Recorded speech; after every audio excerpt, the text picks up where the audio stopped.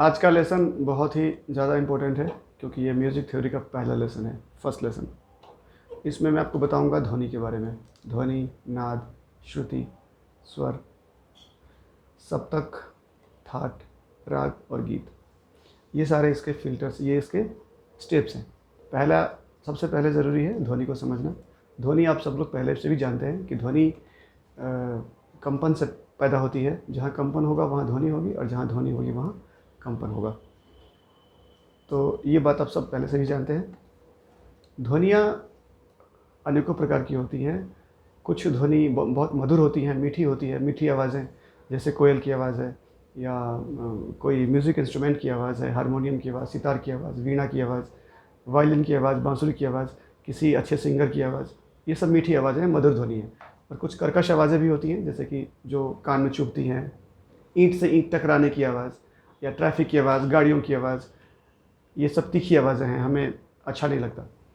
तो जो अच्छी लगती हैं, जो मीठी आवाज़ें हैं, जो मधुर ध्वनि है, उसको हम कहते हैं नाद। नाद होते हैं 308 प्रकार के। नाद का मतलब होता है फ्रीक्वेंसी। आप जानते हैं कि कुछ लिमिटेड फ्रीक्वेंसी ही हम सुन सकते हैं, हर तरह की आवाज़ें हम सुन नहीं सकते। तो जो आवाज़ें आप सुन सकते हैं उनको कहते हैं नाद। वो 308 प्रकार की होती हैं। और नाद, हर ध्वनि नाद नहीं होती, सिर्फ मीठी आवाज़, सिर्फ मधुर ध्वनि ही नाद है।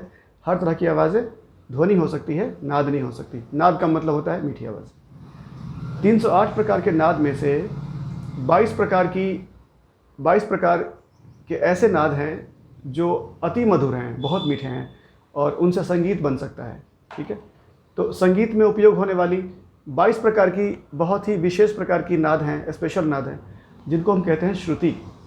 22 प्रकार की श्रुतियाँ होती हैं जिनकी फ्रीक्वेंसी को आप नाप सकते हैं और उसका प्रॉपर एक कैलकुलेशन है अपने आप में। 22 प्रकार की श्रुतियों में से 12 प्रकार के स्वर निकलते हैं, यानी कि 22 प्रकार की श्रुतियों में से 12 प्रकार की श्रुतियाँ ऐसी हैं जिसका नामकरण कर दिया गया है, म्यूज़िक में उसके नाम रख दिए गए हैं, उनको हम कहते हैं स्वर। तो स्वर की परिभाषा, 22 श्रुतियों में से 12 प्रकार के विशेष श्रुतियों को हम स्वर कहते हैं। 12 स्वरों में से 7 स्वर शुद्ध हैं और 5 स्वर विकृत हैं। 7 शुद्ध स्वरों के नाम मैं आपको बता रहा हूँ। आप लोग पहले से भी, बचपन से ही सब लोगों ने सुन रखा है, कोई नई बात नहीं है। आप लोगों ने सुना होगा सा, रे, ग, म, प, ध, नि, ये 7 हैं। इनका पूरा नाम सुनिए। सा कहाँ से, कैसे, सा जो वर्ड है, ये जो लेटर है, सा साउंड है, ये कहाँ से निकला है? इसका फुल फॉर्म होता है षडज। तो 7 इसके नाम है। पहला है षडज। षडज का मतलब होता है, षडज को ही हम शॉर्ट फॉर्म में जब हम गाते हैं तो उसको हम सा कहते हैं। बातचीत के दौरान हम उसको सा नहीं बोलेंगे, षडज बोलेंगे, और जब गाएंगे तब हम उसको सा बोलेंगे, प्रोनाउंस करेंगे सा, और जब बातचीत करेंगे तब उसको हम षडज कहेंगे। तो पहला है षडज, मतलब सा। दूसरा है ऋषभ। ऋषभ का मतलब है रे। ग से गंधार, म से मध्यम, प से पंचम, ध से धैवत, नी से निषाद। तो इस तरीके से 7 नाम हैं। दोबारा सुन लीजिए। षडज, ऋषभ, गंधार, मध्यम, पंचम, धैवत और निषाद। इसी को हम शॉर्टकट में कहते हैं सा, रे, ग, म, प, ध और नि। तो ये 7 हो गए आपके शुद्ध स्वर। और इन 7 शुद्ध स्वरों के अलावा 5 विकृत स्वर भी होते हैं। जो 5 विकृत स्वर हैं, उन 5 विकृत स्वरों को 2 पार्ट में अलग अलग बांटा गया है। एक पार्ट को हम कहते हैं कोमल स्वर, दूसरे पार्ट को हम कहते हैं तीव्र स्वर। डायरी में इसको नोट कर लीजिए, ये बहुत ही ज़रूरी है इनको, इस कैटेगरी को समझना। कोमल स्वर 4 होते हैं और तीव्र स्वर 1 ही होता है, क्योंकि विकृत स्वर सब मिला के 5 होना है। ठीक है, आप पीछे देख सकते हैं, पीछे बोर्ड पे लिखा हुआ भी है, 4 और 1 5। कोमल स्वर है, देखिए, रे, ग, ध और नी, और तीव्र है अकेला म। अब हम जब डायरी में इसको लिखेंगे तो कैसे मालूम पड़ेगा कि कोमल रे, कोमल ग, कोमल ध और कोमल नी, इसको हम कैसे लिखेंगे? शुद्ध शुद्ध रे, शुद्ध ग, शुद्ध ध, शुद्ध नी, जो 7 शुद्ध स्वर हैं सारे गम्मा पाधा नी, उनको तो आपने नॉर्मल तरीके से लिखा होगा। कोमल स्वरों को लिखने का तरीका है कि आप उसके नीचे में एक अंडरलाइन कर दीजिए। देखिए पीछे में अंडरलाइन किया हुआ है, रे के नीचे अंडरलाइन है, ग के नीचे अंडरलाइन है, ध के नीचे भी अंडरलाइन है और नी के नीचे भी अंडरलाइन है। तो जिस स्वर के नीचे आपने अंडरलाइन कर दिया है तो वो उसकी पहचान बन गई है। उसकी पहचान ये है कि वो कोमल स्वर है। ऐसे आप पहचानेंगे कोमल स्वरों को। तो 4 कोमल स्वर होते हैं, रे ग ध नी। एक होता है तीव्र स्वर, तीव्र म एक ही होता है। तो कोमल स्वर के नीचे अंडरलाइन होता है और तीव्र स्वर एक ही है, म है। उसके ऊपर में देखिए, ऊपर में एक वर्टिकल लाइन होगा, खड़ी रेखा। तो जब आप म लिखेंगे तो ऊपर में एक लाइन होगा। तो ये इसकी यही पहचान है कोमल स्वर की और तीव्र स्वर की। तो दोबारा रिपीट कर रहा हूँ, कोमल स्वर 4, तीव्र स्वर 1, 4 और 1 5, टोटल जो विकृत स्वर है वो है 5। इतनी सी बात आपको समझ में आ गई होगी अब। तो 5 विकृत स्वर हो गए और 7 शुद्ध स्वर, सब मिला के हुए 12 स्वर। एक बात और ध्यान देने वाली बात है कि 7 शुद्ध स्वरों में से 5 स्वर विकृत हैं और 2 स्वर वो विकृत नहीं है, वो केवल शुद्ध है। विकृत हो ही नहीं सकता है, उसके पास जगह नहीं है, स्थान नहीं है। हर स्वर का अपना अपना एक स्थान है।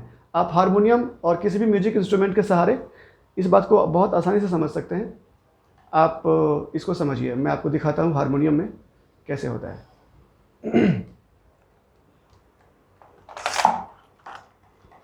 ये हारमोनियम है, इसको समझिए। अगर मैं आपको सी शार्प का एग्जाम्पल देता हूँ, सी शार्प का एग्जाम्पल कोई भी दे सकता हूँ, लेकिन सी शार्प से समझाने में आसानी होती है, मुझे आसानी हो रही है। आप अभी समझिए। ये आप जानते हैं कि ये सी शार्प है। मैंने पिछले वीडियो में बताया था कि सी शार्प कौन सा होता है और जितने भी 12 स्केल होते हैं 12 का नाम मैंने बता दिया था। A B C D E F G पिछले क्लास में अच्छे से समझा दिया गया था। जो ब्लैक बटन हैं, ब्लैक वाले, A sharp, C sharp, D sharp, F sharp, G sharp, इसके बारे में बातें पहले हो चुकी हैं, तो मैं इसके बारे में नहीं बताऊंगा। मैं सीधे सीधे बता रहा हूँ कि ये है सी शार्प। ये सी शार्प का सा, इस यहाँ से शुरू करेंगे तो हम पहला नोट है सा। ये रे, ग, म, प, ध, नी और सा। आप देखिए सा, फिर से बता रहा हूँ, सा और रे के बीच में एक वाइट छूटा हुआ है, एक गैप है, इसको हमने स्किप कर दिया था। सा के बाद हम यहाँ पे रे लेके आते हैं, रे इसको बोलते हैं। सा और रे के बीच में एक गैप है, रे और ग के बीच में एक गैप है, ग और म के बीच में कोई गैप नहीं है, इसको समझ लीजिएगा। ग म दोनों एक साथ आते हैं, इसमें गैप नहीं होता। म प ध, इन इसके बीच में गैप है। ध एंड नी, यहाँ भी एक गैप है। नी और सा वापस ये आपका तार सप्तक हो जाता है, यहाँ पर भी कोई गैप नहीं है। तो आप यहाँ देखिए जितने गैप हैं, एक यहाँ पे गैप हो गया, यहाँ गैप हो गया, ये गैप हो गया, ये गैप हो गया, ये गैप हो गया। ये जो गैप दिखाई दे रहे हैं आपको, 5 गैप हैं, यही विकृत स्वर है। इन 5 विकृत स्वरों में से